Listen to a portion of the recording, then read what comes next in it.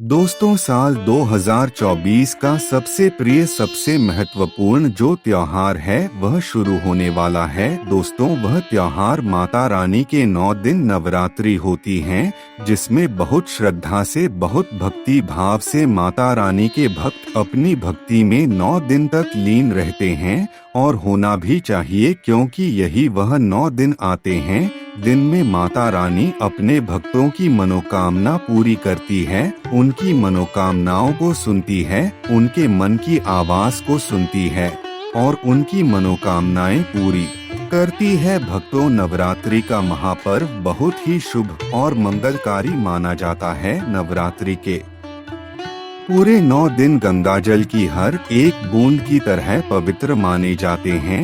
यह शुभ समय भक्तों के जीवन में खुशियों की सौगात लेकर आता है। भक्तों, आपको बता दें, 2024 में इस साल मां दुर्गा पालकी पर सवार होकर आएंगी। पालकी की सवारी को शुभ माना गया है। मान्यता है कि माता दुर्गा का पालकी पर सवार होकर आना बहुत ही शुभ और कल्याणकारी माना जाता है। जीवन सुखमय हो जाता है। भक्ति का भरपूर लाभ भक्त जनों को मिलता है। भक्तों, इस बार नवरात्रि पूरे 9 दिनों तक मनाई जाएगी, ना एक भी दिन कम ना ज्यादा, पूरे 9 दिनों तक मनाई जाएगी। इस बार 2024 में 3 अक्टूबर 2024 गुरुवार से शुरू होकर नवरात्रि का समापन 11 अक्टूबर 2024 बुधवार को नवमी पर होगा। 12 अक्टूबर 2024 को विजयादशमी मनाई जाएगी। ऐसे में शारदीय नवरात्रि पर माता दुर्गा की कृपा पाने के लिए कलश स्थापना की जाएगी। ऐसे में माता रानी की अपार कृपा पाने के लिए हमें घर में साफ सफाई रखनी चाहिए। नवरात्रियों से पहले ही अपने घर की साफ सफाई कर लेनी चाहिए। घर में कोई भी गंदी चीज नहीं रखनी चाहिए। घर में कोई ऐसी चीज ना रखें जिससे माता रानी रुष्ट हो जाए, क्योंकि ऐसा होता है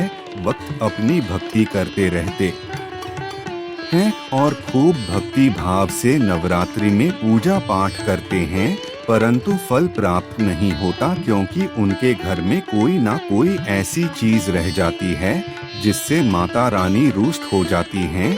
तो साथियों, आज हम ऐसी कुछ चीजों के बारे में बात करना चाह रहे हैं जिससे कि उन्हें घर से हटा देना चाहिए। नवरात्रियों से पहले उन्हें घर से बाहर कर देना चाहिए, जिससे कि माता रानी की हमें पूजा पाठ करने से पूरा फल प्राप्त हो सके। तो साथियों, जानकारी बहुत ही महत्वपूर्ण होने वाली है और जानकारी शुरू करने से पहले आप सभी का हमारे चैनल पर स्वागत है तथा आपसे एक विनती है कि आप हमारी वीडियो को लाइक करें और वीडियो पर अगर पहली बार आए हैं तो आप चैनल को सब्सक्राइब जरूर कर लें और बेल आइकन को प्रेस जरूर करें। जो व्यक्ति नवरात्र आने से पहले घर से यह चीजें बाहर कर देता है तो उसके घर में माता रानी का आगमन होता है, उसके घर में माता लक्ष्मी का वास हो जाता है, उसके घर में धन संबंधित सभी परेशानियां दूर हो जाती हैं।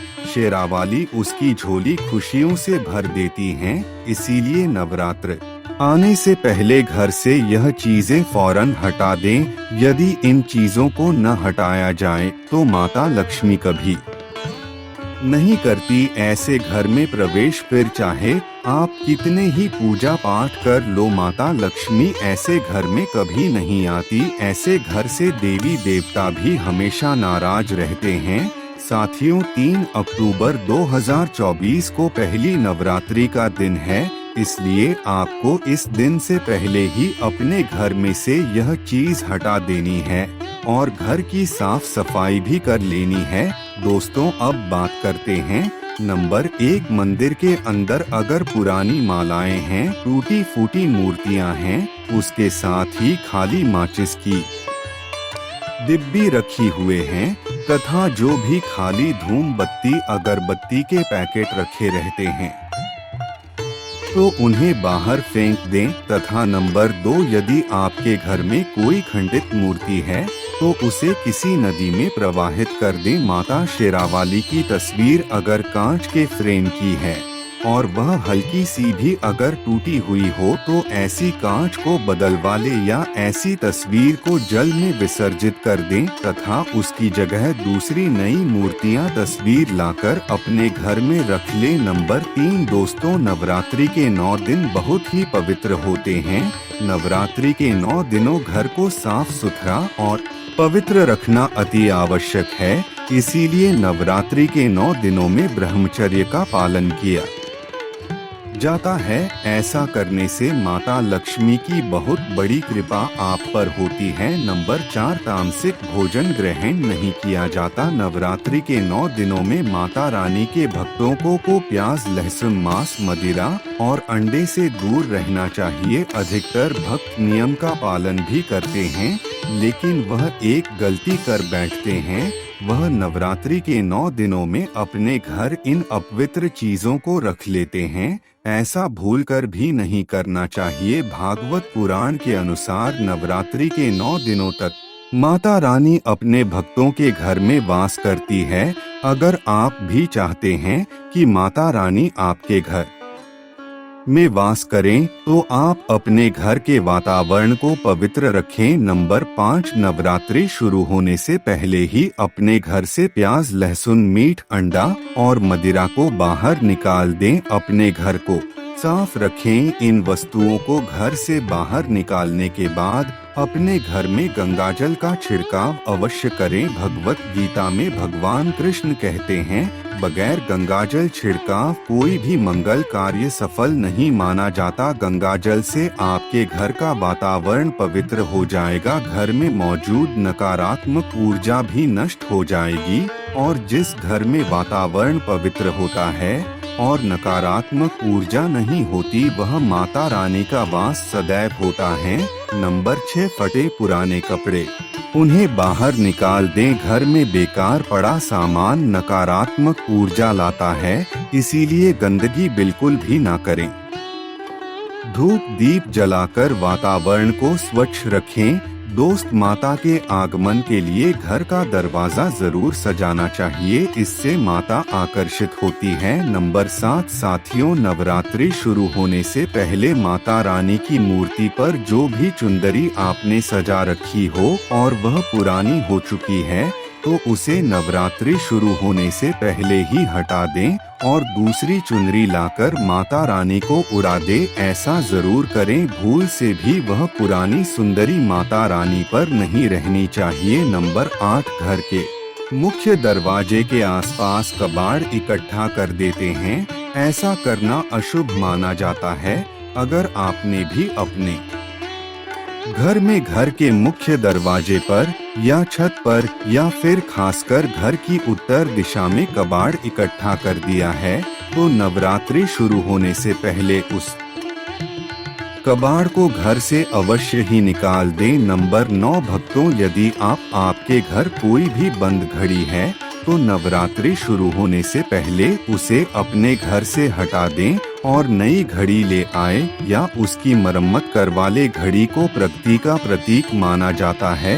बंद घड़ी समय से पीछे चलने वाली हमारी प्रगति में बाधा डालती है, इसीलिए नवरात्रि शुरू होने से पहले ही आप बंद घड़ी को घर से बाहर निकाल दें। नंबर 10 साथियों, नवरात्रि के दौरान माता रानी की पूजा में कौड़ियों को शामिल करें। माता रानी के साथ साथ रोजाना कौड़ी का भी पूजन करें। इसके बाद कौड़ी को धन रखने के स्थान पर रख दें। ऐसा करने से बरकत हमेशा होती है। नंबर 11 अगर आपके पास पुराने जूते चप्पल इकट्ठे हो गए हैं तो नवरात्रि से पहले उन्हें घर से बाहर निकाल दें। पुराने जूते चप्पल भी अशुभ होने के कारण हैं।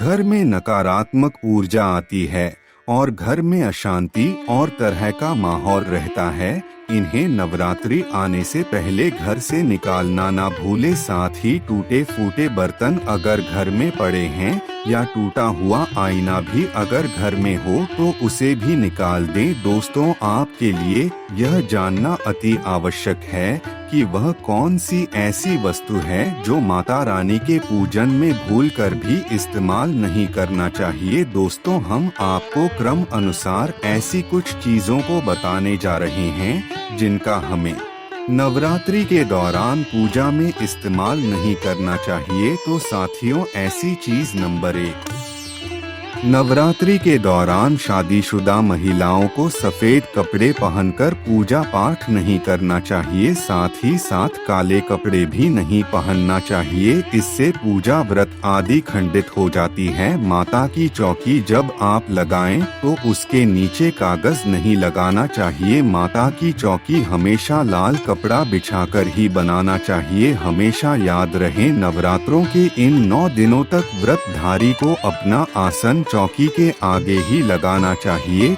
और मंदिर को नवरात्रों के दौरान अकेला नहीं छोड़ा जाता, बहुत ही अशुभ माना जाता है। दोस्तों, इन बातों का जरूर ध्यान रखना है ताकि आपको आपकी भक्ति का पूरा फल मिल सके। तो साथियों, अब बात करते हैं ऐसी चीज नंबर 2, नारियल है। नारियल कई प्रकार के होते हैं, एक हरा दूसरा सूखा जिसके अंदर पानी होता है।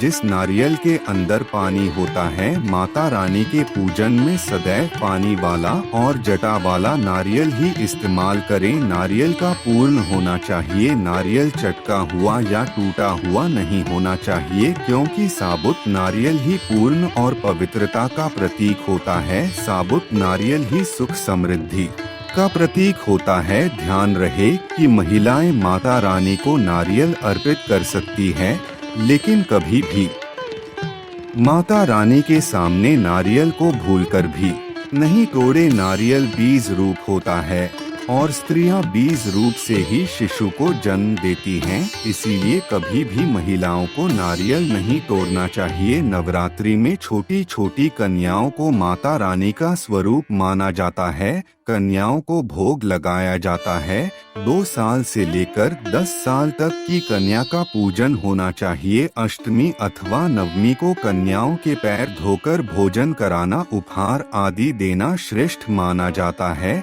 आपके घर में संपन्नता बनी रहे तथा धन की कोई भी कमी न हो, कन्याओं को कोई सुंदर गिफ्ट दे सकते हैं। शास्त्रों में बताया जाता है कि कन्या जितना खुश होती है, माता रानी उतना ही जल्द फल की प्राप्ति प्रदान करती है। कन्याओं को आप खूबसूरत कपड़े दे सकते हैं, याद रहे काले कपड़े ना दे, और स्टील के बर्तन भी गिफ्ट के तौर पर दे सकते हैं।